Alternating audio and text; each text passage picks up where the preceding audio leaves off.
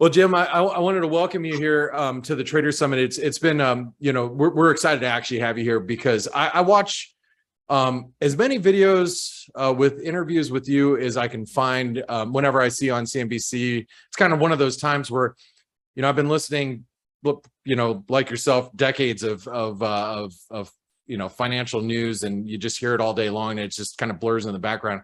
But whenever I hear an interview with you, I always like pause, turn up the volume, kind of stop what I'm doing.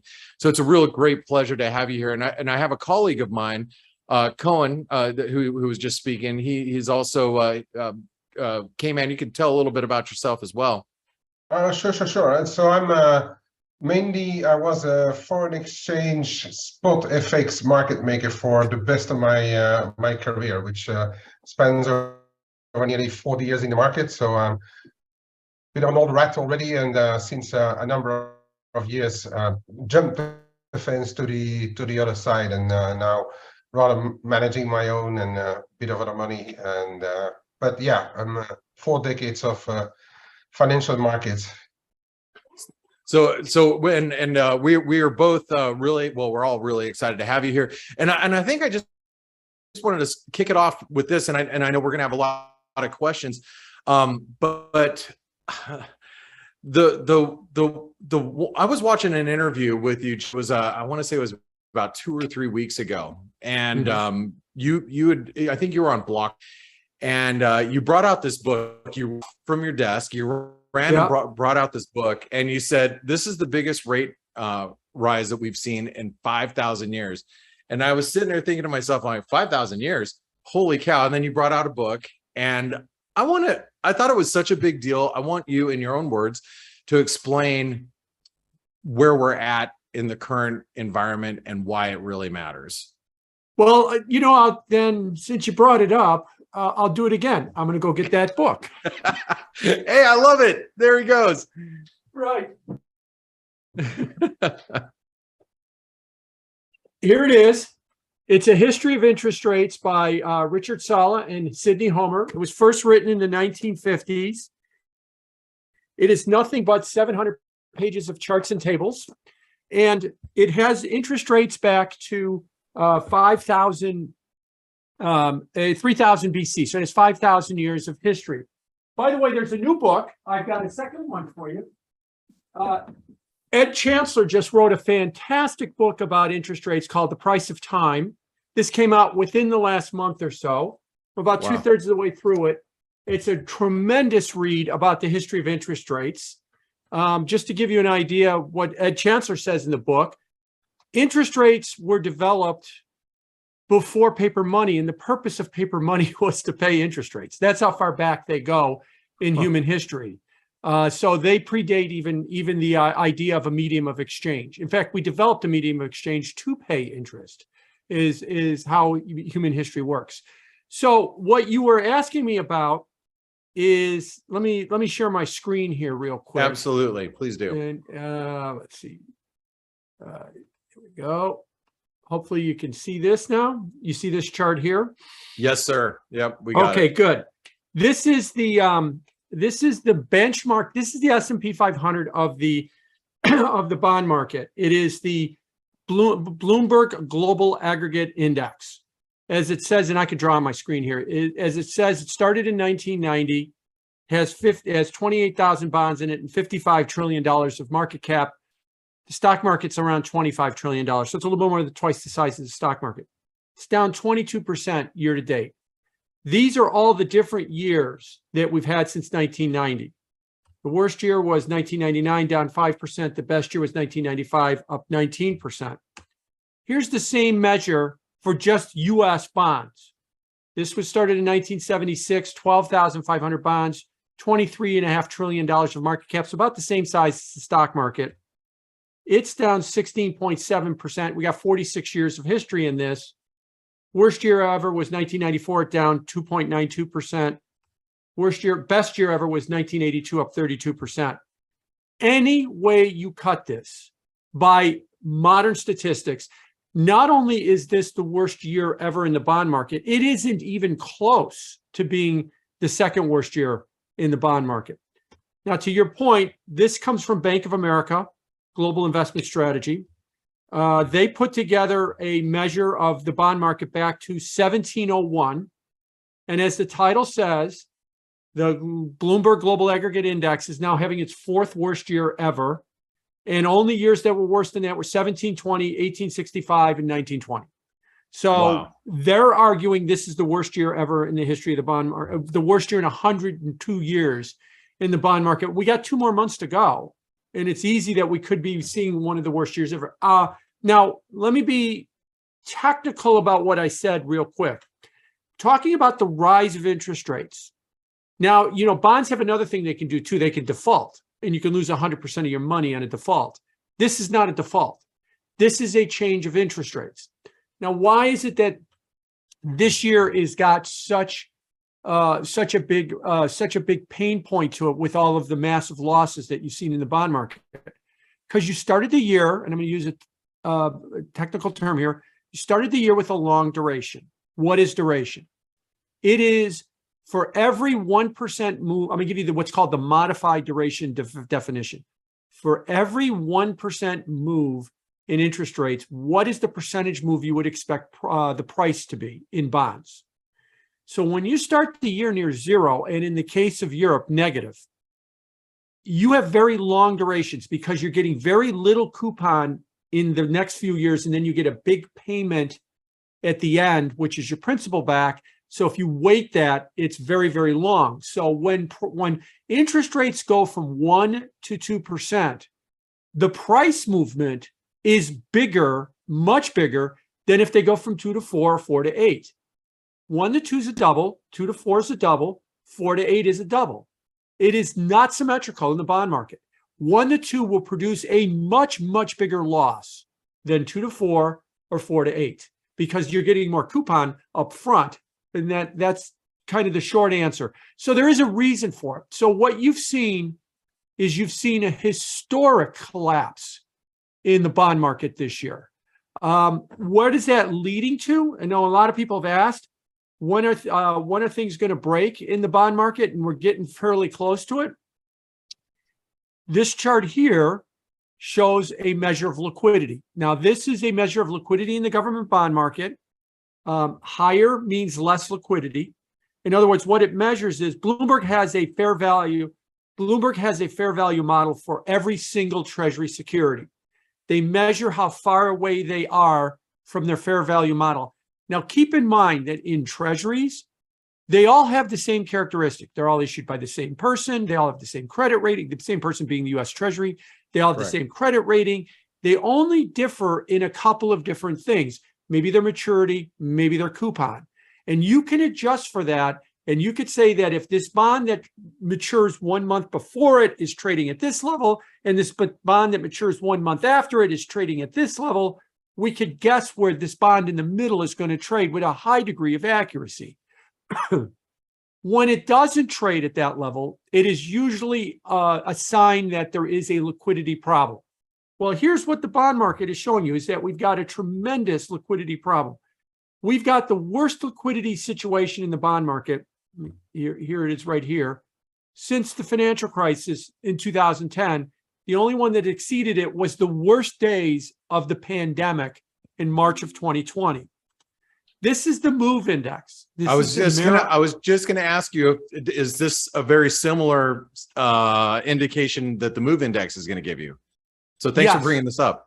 Yes, the MOVE, for people that I'm not familiar with it, it's the Merrill Option Volatility Estimate.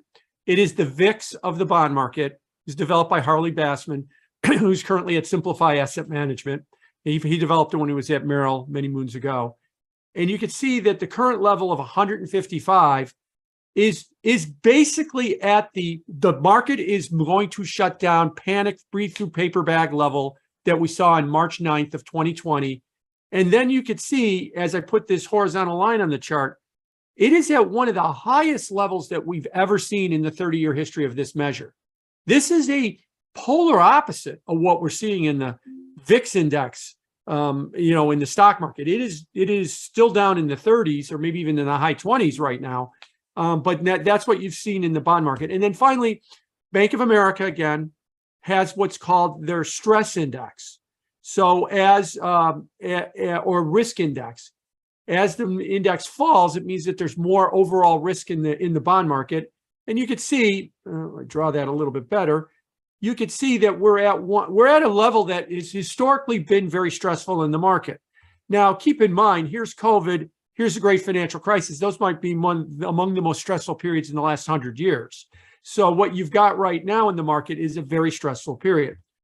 So what is it about the bond market? Let me go back to my chart here real quick, and I'll just say, when you have a record amount of losses, and you have, as this chart shows, terrible liquidity, and you have extraordinarily high volatility, and you have very bad or very big red flags for risk, there is a world of hurt in the bond market. Well, who's going to blow up? The bond market is too big, too opaque, and too complicated for anybody to tell me who's going to blow up. No one was sitting there saying, you know, I sit here and I look at bond futures all day long, and I'm looking at this, and I've decided that liability-driven investing in UK pensions is going to blow up next week. No one knows what's going to go next. But what these numbers tell you is the bond market's on edge. So everybody's in a bad place. Somebody's in a really bad place. It won't take much to push somebody else over the side. You could argue we've already pushed the stock market over the side. It's down 25%, 30+% decline in the NASDAQ. Liability-driven investing in the UK, you could argue that they're in a bad place. Look, Canada has the same thing, liability-driven investing. They might be a whisker away from just repeating what has happened in the UK. And there's going to be a host of other people in other places as well. The last thought I would give you on this. Yeah. Where are the dead bodies? The dead bodies float to the surface at the end of the move. They don't float to the surface at the beginning of the move or the middle of the move. So when you see the bodies start to come to the surface, you pretty much know that we're near the end. And I'll give you an example of that from earlier this year. If you remember crypto, the Luna blockchain failed with Terra USD. And after that, Three Arrows Capital, BlockFi, some other firms as well failed. And they started failing, and the price of Bitcoin fell, down to around low 17,000s, and Ethereum got to $900 on all those fails. That's been the low so far of the move. That happens at the end of the move. All the failures come at the end of the move. That is what you saw with crypto. The bond market, we haven't quite gotten there yet, but what I'm trying to say is we are really close right now. The Jim, pain is very high. This is where your experience really matters. People like yourself, Cone, who's here with us. You guys have been in the markets longer than myself. I've traded through the .com bubble and started trading in the mid 90s. So I've seen it. And the one thing that I do know is things can always get worse. That's for sure. And so I think people looking at the markets right now saying, oh, maybe the low's in, or it can't get any worse than this. What I've learned, at least in my short, quarter century, is things can always get worse. But like I said, Can I make a quick comment? Comment on that? Please. Ned Davis has a great line. He used to say that I've got all these indicators that work perfectly in a bull market, and I've got all these indicators that work perfectly in a bear market. So if you tell me we're in a bull market or bear market, I'll tell you which indicators to use. But come to think of it, if you know we're in a bull or bear market, you don't need those indicators anyway. And the point of this is, in a bear market, and I've tweeted this out several times, in a bear market, sentiment can go to apocalyptic or suicidal levels. So for those that keep saying, boy, is it bearish out there? Man, you have no idea how bearish it can get if we're in a bear market. Let me give you the inverse of that. In a bull market, we had FOMO and TINA for many years. There is nothing more bullish than FOMO or TINA. There is no alternative. You have to press it to the limit in the stock market 100% of the time. That's TINA. That's what you got in a bull market. You will get the inverse of TINA in a bear market. You are very close to the inverse of TINA in the bond market. I don't think you're anywhere near it in the stock market right now. And you have no idea how bad it can get. I know Cohen's got a bunch of questions, but I have to ask this because Friday we saw, and this has going back to the bond market, we saw an interesting, and you use duration a little different than the way I'm going to use it right now. But I was looking at the long duration, the bond market versus the shorter terms, and we saw a total crazy move, and you saw the shorter end of the curve really move, but not the longer end. So what does that tell you, Jim, really quick? Well, let me explain the move first of all here. Okay. So Friday in the Wall Street Journal, Nick Timiraos, otherwise known as the Federal Reserve Chairman, put out a story. Some officials are signaling. I'm reading here. This is the link from his story. Some officials here are signaling greater unease with a big rise to fight inflation. This is now the time to plan to start stepping down, said San Francisco President William Daley during a talk at Cal Berkeley on Friday. We've gone from transitory to pivot. We are now inventing a new word in the bond market, started Friday, called step down. Step down is the Fed is going to raise rates. Let me back up here real quick. This chart here shows you the probability as by the Fed Fund futures that the Fed is going to raise rates 75 basis points on November 2nd. It is 95% right now. It was 98% on Thursday. That's not a meaningful change. It is a virtual lock that the funds rate is going to go to 3.75 to 4% on November 2nd. What happens after November 2nd? This blue line here shows you that assuming they raise rates 75 basis points, what is the probability they're going to raise rates another 75 basis points on November 2nd, on December 14th, to make the funds rate end the year at 450 to 475. On Thursday, the probability was 75%. On Friday, it dove to 46%. It went back under 50. The market priced in a step down. It priced in that we're going to go from 75 to 50. Now, a quick word about this. No one in the market understands what the Fed is doing. And the reason I say that, I don't either. But I think I am an inflationista. I think that there is an inflation problem. I'd be happy to explain that later if you want me to. And I think what the Fed is doing is appropriate in terms of policy to deal with the inflation problem. And I can explain all that, but let me just make that up front. The Fed has not said that. All you get out of the Fed is an 8-minute speech. We're not going to pivot in Jackson Hole, or every other speech is what we're going to do at the next meeting. Where's the big picture speech about what is the inflation issue we're dealing with? And why are we raising rates 75 basis points at every meeting? We don't get one. Why? Because I don't think anyone at the Fed can agree. I think Chairman Powell, this is my opinion, I think Chairman Powell, Fed Governor Waller, maybe St. Louis Fed President Jim Bullard are in a camp that the tide has turned. This is now the era of disinflation and deflation is over. We are now in an era of secular more inflation, not 9% inflation, but maybe 4% inflation, maybe 3%, but something significantly above 2%. And policy is now only getting to neutral right now. And eventually it's going to have to go to tightening. There are others like Mary Daly, like San Francisco Fed President, like Charles Evans, Chicago Fed President, or Lael Brainerd, the Vice Chairman, that don't believe that at all. They think this is a one-time surge of inflation that is post-pandemic, and we're going to go back to 2% and stay there for the rest of time. This is the division. The market believes with Brainerd and Evans and Daly, it is a one-time surge of inflation. So anytime you get signals of stepping down or pivot, or the Fed's going to pause, that was the word we were using before pivot, the market gets all excited because that's what it wants. It doesn't understand inflation. And every time the Fed chairman comes out and basically butchers it. He did it at Jackson Hole. So the Fed is in their lockdown, their quiet period. There will be no more Fed speeches until Powell speaks November 2nd at the press conference. And will he endorse a step down and then the stock market moons? Or will he basically just beat it over the head and there we go back down the chute again? Again, I think the message is, just last sentence for you. What I think the message is that everybody thinks what the Fed is doing is wrong. So anytime there's a belief or a wording like step down, they get all excited. Finally, they're going to come to their senses and they're going to stop. Now, I happen to think I'm one of the few that happens to think they're not wrong. But that's my opinion. I could be wrong on it. But what's really more important is the Fed needs to explain it, not me. And they haven't yet. And that's why we have all this confusion.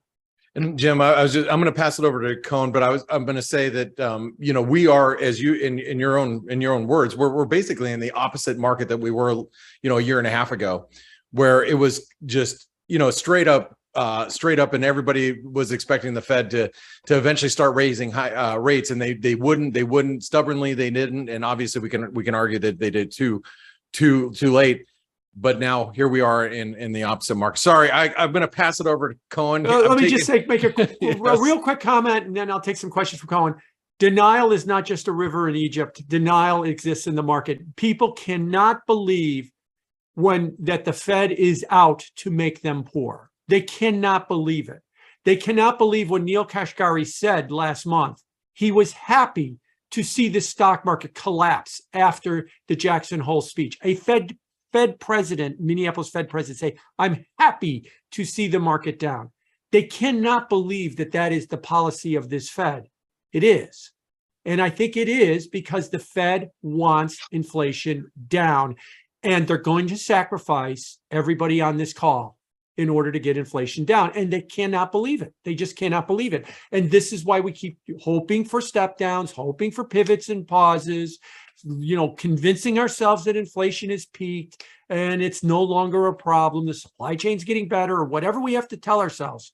And where are we at the end of the year? The worst bond market in at least 100 years, a 25% decline in the stock market, in the S&P, and a 30% decline in the NASDAQ. It has been singularly one of the worst years collectively in markets. And yet on Twitter, I still see people criticizing perma bears, excuse me. Look, they're perma bears. They're going to miss the next turn, but you got to give it to them.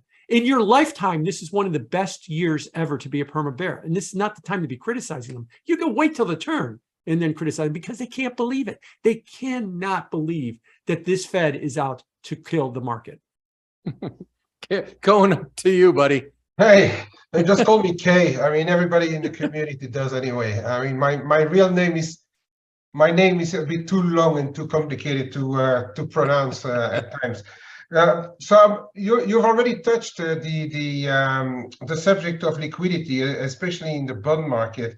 The idea that I had behind it, from where I see it, is that there's been this massive 1.5 to 2 years liquidity injection. There were not enough punch bowls to put all the money inside. And I think that's where likely the shock now comes from, going into reverse, hiking interest rates, and since September adding QT at a higher speed as well. And so you talked about the liquidity in the bond market, but I would like you to touch on the liquidity in the system, and I explain what I mean. There's huge amounts parked in the reverse repo market. There is still the balance sheet is coming off, but we're still like well above, what is it, 8.5 trillion right now. Yeah.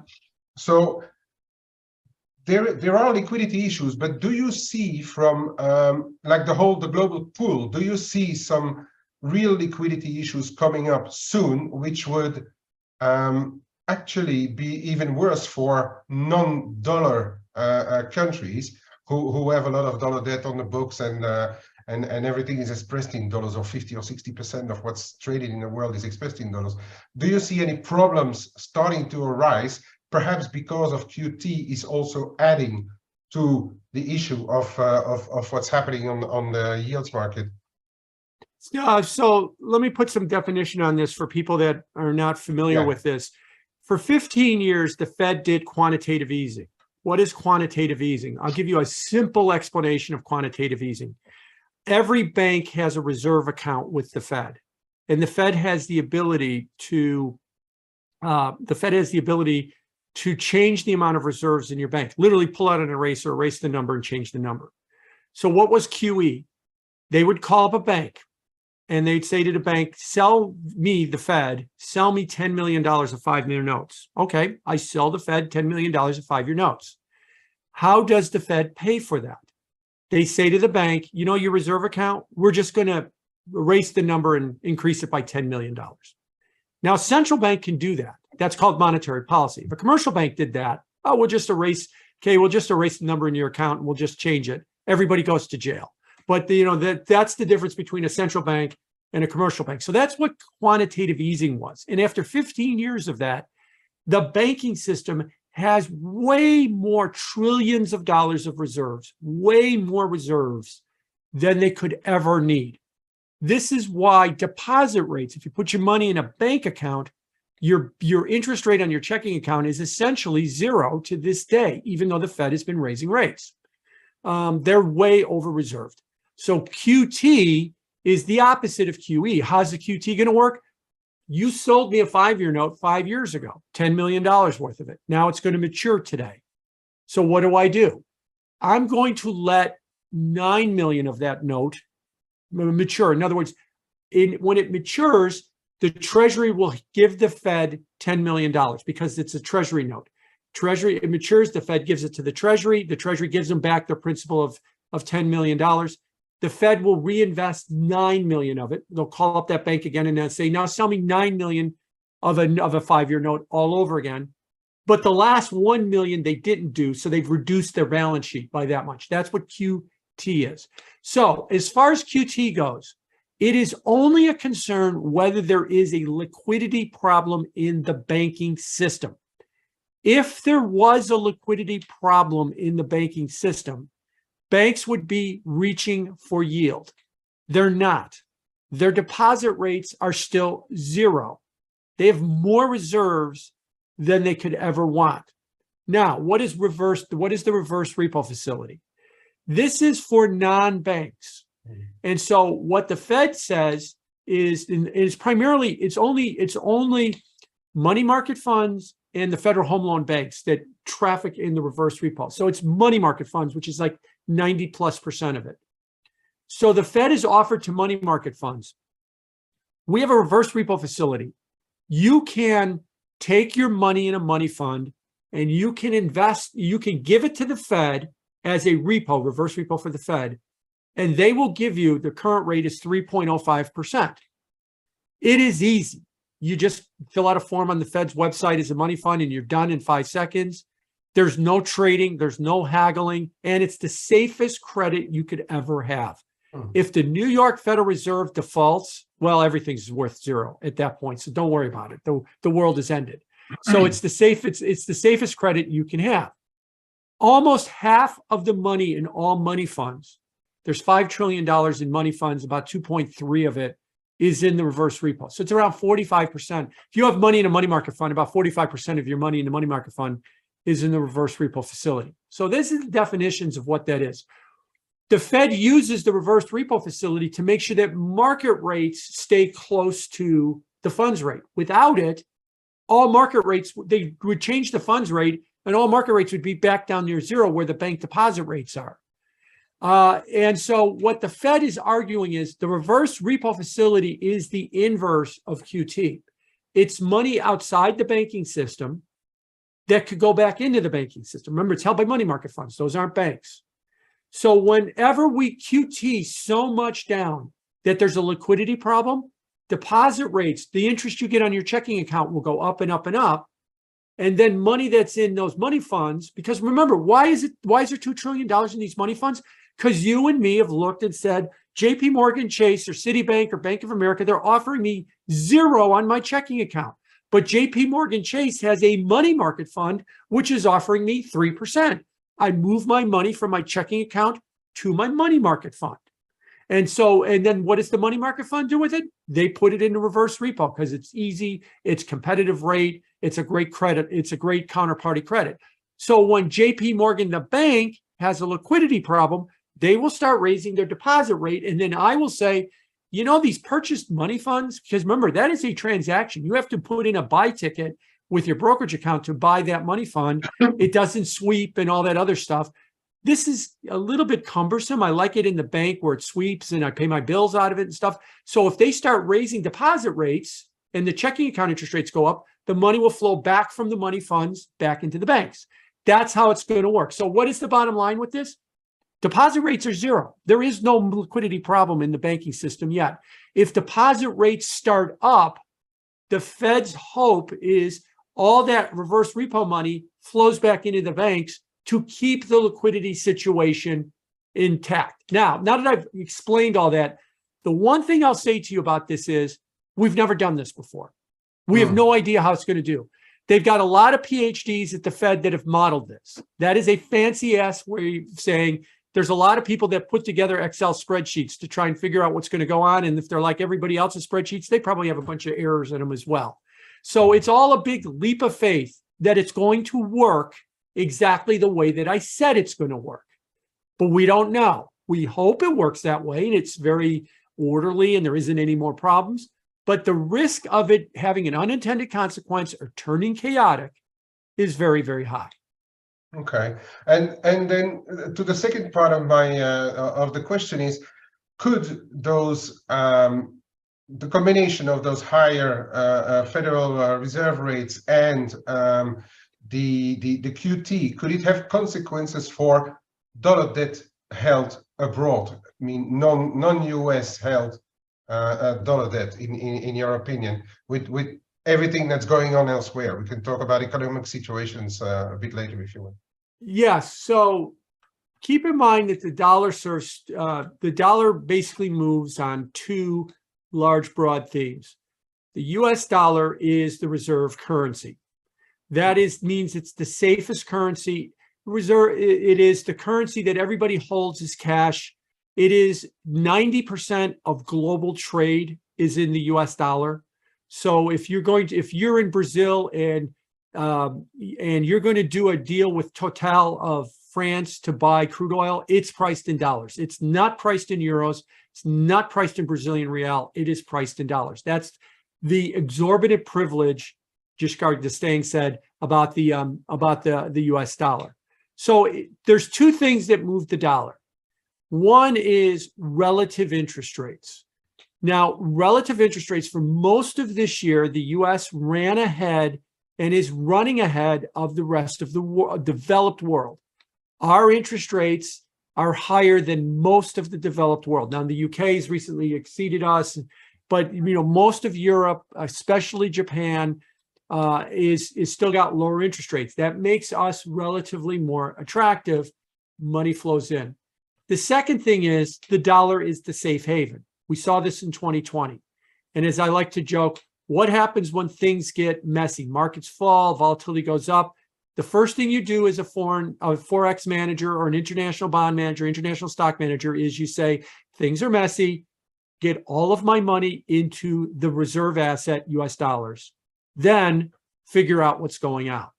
And so you've seen a tremendous surge between the war in Ukraine and everything else. War in Ukraine, what do I do? Get in the dollars. Then what do I do? Figure out what's going on. So you've seen this tremendous surge in the dollar this year. Now, let me break that surge down. It is up against developed currencies by about 18%, the dollar. Developed currencies, the euro, the yen, the British pound, the Swiss franc, the Canadian dollar. It is up about 18% against those currencies. Developed market currencies, the BRICS and the like, it is up about 9%, 8%, half that level. Why is it only up half the level against developed world, developing countries as opposed to developed countries? Because in the developing world, in the emerging market world, they are primarily commodity exporters, and commodities have been a good place to be. It's, prices are generally up this year over last year. I know crude oil is down some, but most of them are up a lot in the last year or so. And this is largely being perceived, and this is, again, gets back to my earlier comments, there's a lot of stress in financial assets like the bond market, and that pushes everybody to the safety of the US. And that's why developed world investment developed country, European, Asian, Japan, Japanese, Australian, Canadian managers are saying, get in the dollar because these bond markets and these stock markets are falling apart. But people in Africa are worried about the stock market or bond markets falling apart. They're exporting rubber and sugar and all this other stuff, and they're getting good money for it. So while the dollar is appreciating against their currencies, it's not appreciating as much as it is against the euro or the Canadian dollar or the British pound because of the financial stress that's in the market. That's my take on what's happening with it. Yeah, right. I have, if I may, in between, and then afterwards, in a few minutes, we'll take some of our audience questions. I have actually a personal question to you, because I was listening to one of your, I was actually watching one of your videos and your comments in there, and I've been in the markets for a long time. I'm not an economist. I don't know this myself 100%, but I've always been told that to have real growth in the jobs market in the United States, it should be creating somewhere around 150 average, 150 to 200K jobs per month, or yeah, that's what I thought basically. And then I was watching your video, and you said it only takes 50K. Can you elaborate a little bit on that, or just tell me where I'm wrong all those years? It was 150K, and now it only takes 50K. Basically, the jobs market, what that number is if you look at net immigration and birth rates, how many, because people are aging, and then you look at on the number of people turning over 65 and the like, and you net that together, how many jobs, because the number of people that are in the labor force, remember that's the labor force is defined between 18 and 65, is constantly changing. So the demographics are saying that we need to increase jobs by about 50,000 to 75,000 every month right now. It was about 10 years ago, right around 150,000 or so. But that number has been coming down, is what it's been. And the point about that was we have been averaging 300,000 jobs a month this year. We only need 50. Yeah, we only need 50,000, maybe 75.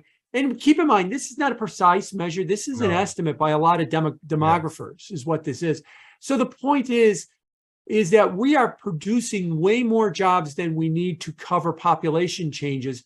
We are seeing real growth in the jobs market. So for all of the Bloomberg says there's a 100% chance that there's going to be a recession in the next year. Look, I agree with that. I'm not disagreeing with it. And then Jeff Bezos tweets that out and says the number might be too low as far as the probability of a recession. The point about it is it isn't showing up in any of the jobs data. It's not at all. Yeah. As a matter of fact, I actually have another chart in here. Let me see if I can find it here. That was the one I was looking at. Yeah, during your presentation, and but we know it's a bit of there's a lag there, right? In some parts of the job market, but I was quite surprised, because if you look at numbers between 50, let's even call it a bit higher. Let's say that they are underestimating this 50K, but put it around 75 to 100.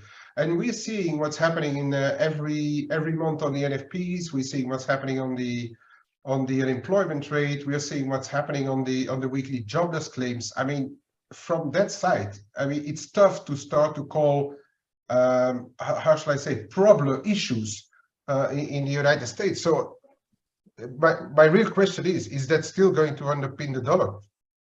Yes. By the way, here's the initial claims number, and you could see that since August, it has been in a downtrend. Less people are filing for initial unemployment claims. And by the way, this is the bad news. Good news is bad news.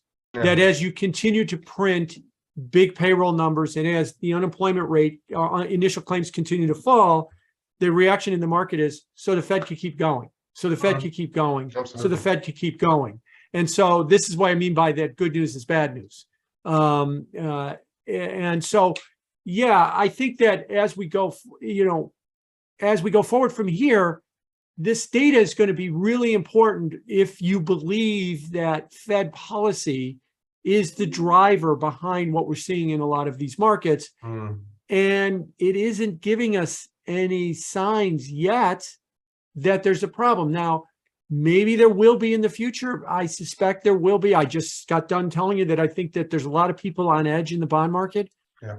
But the Fed wants to see dead bodies, and they want to touch those dead bodies and feel that they're cold before they move. They are not going to preemptively stop because somebody says that somebody's having a bad year or that somebody might lose their job next year. They are not stopping preemptively. They want to see it happen first. Then they want to confirm it, and then they will stop. Because Jim, Powell told us right from the beginning, right? There may be some. What? I'm sorry? Powell told us from the beginning there may be some pain taken. He said it literally at the beginning. When they started right, and that's why he said it, and he said it, and he said it, and he said it, and that's why my comments were before. No one believes him. No. My job is to buy double levered S&Ps and then wind a J to print more money because I didn't make enough to buy a Tesla. That's how investing works in 2020, 2021. And people can't get past that era is over and that it doesn't work that way anymore. And so, yes, he has said this repeatedly that he is going to do this, and no one wants to believe him because for 15 years, it's been the other way. Yeah. Okay. I think it's time to get over to questions, perhaps. There's a couple questions that have come in, Jim, and I look, I really want to hear. I've heard them, but I think everybody needs to hear your take on inflation. But I wanted to see if I can squeeze in a couple quick questions. This one comes from Richard. He says, "What does Jim believe will happen on future dilemmas like bailouts or not of alleged systematic of Wall Street banks, insurance companies, et cetera, like 2008? Or do you feel that the Fed's going to step in? Do you feel like the governments will step in and give bailouts this time around if they're needed?" Yes, the Fed put still exists. They will still bail out. But here, let me put it to you this way. The day that happens, we're all dead. We're all dead. Now, I get feeding on my last comment. Everybody on Wall Street wants to believe, oh, good, British pensions blew up. I have no idea what they are, but that's going to get the Fed to stop so my portfolio goes up. No, your portfolio is going to get wrecked. And the day that the Fed bails everybody out, you won't matter. That's the problem. So yes, there will be bailouts, but the put, if you will, the strike prices change so much that if you're holding on, hoping that somebody that is unconnected to you will blow up, and that will get the Fed to pivot, cut rates, and the stock market will moon. No, it's you, it's me that has to blow up in order to get the Fed to stop. So yeah, they will continue to bail out, but it is going to be at an extreme pain point when they step in. A lot more dead bodies. This one comes in from Stuart, and this is a good question because this is on traders' minds, people that maybe aren't in the macro world like yourself. Are foreign governments dumping U.S. treasuries and notes?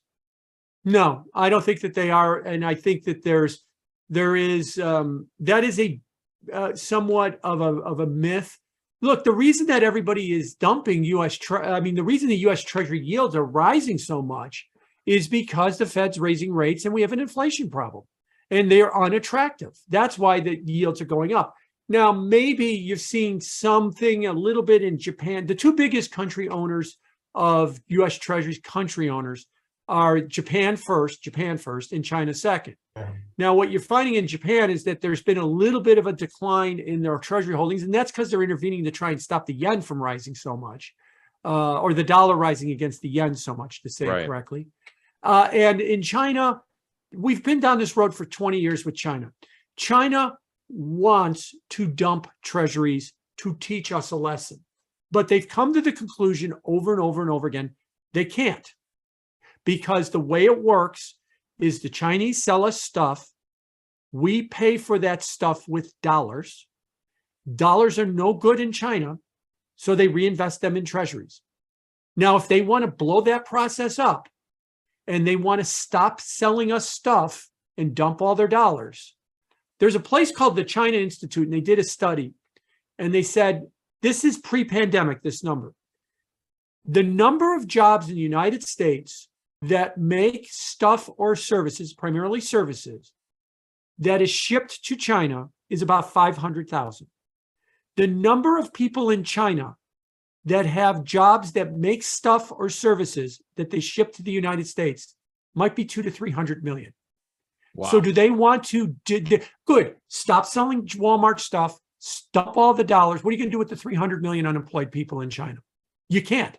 So they have no choice but to continue to play with the game with the dollar. They've had all kind of opportunities over the last 20 years. So no, I don't think that they're dumping dollars at all. Because I think what that is take a gun, stick it in your mouth, blow your brains out and go, see, I told you, America, I showed you. That's they figured that out. They can't. And so I think that is a red herring as far as people worried about the Chinese doing something. They might do something a little bit around the edges, but nothing that's going to be significant. Jim, I'll tell you, we were out of time. But for anybody that wants to hear your opinions on inflation, where's the best way for them to do that? Probably on my LinkedIn or Twitter page. They can maybe request a free trial for our research on biancoresearch.com. I'll say it in 10 seconds. I believe that the era of cheap goods, mainly from China, cheap labor, because labor has got the upper hand with work from home and quiet quitting, and cheap energy, because the biggest energy producer in the world, energy all in is Russia, and they're turning off the taps to Europe, is over. So the era of cheap goods, cheap energy, and cheap labor is over. That doesn't mean we can't get back to that era. It's going to take trillions of dollars and a lot of years of investing of capital investment to restructure the global economy to get back to that. But instead, we want to have an argument whether or not that's even happening in the first place. And we want to pretend that 2019 is going to return around the corner, that Vlad's going to pull out of Ukraine, open the tap, let all the cheap energy come. We're going to make up with China, and they're going to keep sending us cheap stuff, and we're going to keep paying for it with dollars. And employees are going to stop working from home and go back to the office 5 days a week. None of that's going to happen, I think. We're in an era of higher inflation for the next several years. The Blackworks podcast that you referenced earlier, in the second half of that, I went through that with a lot of detail, and there's a lot of that on my news feed on Twitter. That's a great one, and Jim, and I'm not joking when I hear the likes of people like Dave Tepper and Drunken Miller, and then yourself, I actually stop and listen. I stop what I'm doing and actually turn up the volume. And I suggest that all of you guys and gals listening in right now do as well. Jim is an awesome pro, and he's like one of the smartest minds on Wall Street right now, in my opinion. So it's just really truly a pleasure to have you here with the Trader Summit community. And I want to thank you for spending your very precious Sunday hours before I thought you were talking about something else as far as NFL picks, but yes, we need to start making those picks for today's games. The Cardinals today's games. On Thursday. I'll just follow up on something you said. Dave Tepper, Appaloosa Management, he actually owns the Carolina Panthers. So we might all think he's a good person to listen to, but I'm telling you, with the record that Carolina has, no one in Charlotte thinks that he's any kind of a brilliant person right now. Ooh, that hurts. Well, his team. Let me use a technical term. His team sucks, and that's the problem with it right now. All right, Jim, spoken like a true New Yorker, just how it is. I've put James' link on in the chat box for the people if want to follow Jim. It's your Twitter account. So from there, Bianco Research can easily find you. Can easily find your web page as well. I just wanted to say thank you very much for talking to us. For my part, it could have gone on for a few more hours. And Blake, did you say Drunken Miller? Yeah. Drunk, like Drunken Miller? No, that's the way it's pronounced. Drunken Miller. That's Drunken Miller. Yeah, it is. All right. Well, Jim, thank you so much once again. I really appreciate it. I know we all do too. And people are actually following you right now as we speak. So thank you so much. Thank you, guys. Have a good day. Bye-bye. Bye-bye. Bye-bye.